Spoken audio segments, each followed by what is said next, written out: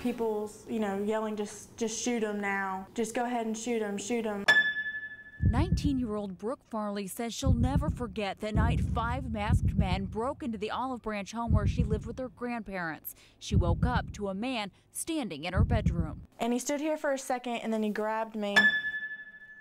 Brooke's grandparents, who were asleep on the other side of the house, heard her screaming. So we both jumped up, shot through the door. It was around 5 a.m., January 14th, 2010. Gene Dunham and his wife were met outside their bedroom door by one of the intruders. I grabbed him and I thought I'll just get him in a headlock and wrestle him to the ground. The next thing I knew, I was flat on my back and he was standing over me.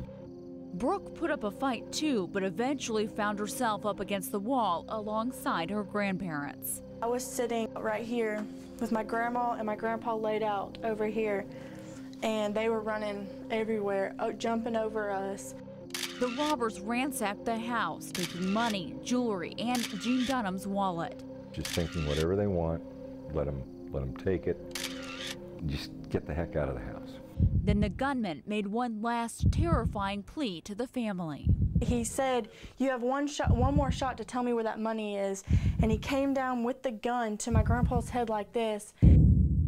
Of the whole evening, the most terrifying part was having that gun pointed right at us and not knowing, are they just trying to scare us into submission because they don't want to fight, they don't want us to resist? Or are they planning on not leaving anybody alive when they leave the house? But something spooked the crooks and they took off, leaving in the Dunhams' Mazda RX-8. The car was later found wrecked at the nearby Wedgwood Golf Course. 30 minutes later, the crooks checked in at the Mapco on Shelby Drive in Memphis. We were able to generate a few leads based on the fact that they used a debit card. Surveillance video from the Mapco shows one of the suspects, but no one has been able to identify him. We kind of lost their trail. Investigators think the 5 suspects are from the Memphis area and could have been involved in other crimes that day. The Mapco, where the Dunham's bank card was used, was just down the street from where a hairdresser was robbed by 3 men half an hour before the Dunhams. Just before that, 3 men robbed some other men at the Autumnwood Apartments in Memphis. They're going to break into somebody's house who's going to be armed like the Mississippi militia, and somebody's going to get hurt or killed. And I would hate for that to happen.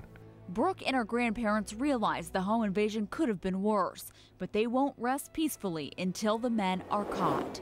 I think God was looking over us, all of us, that night. Jill Monier, Fox 13 News.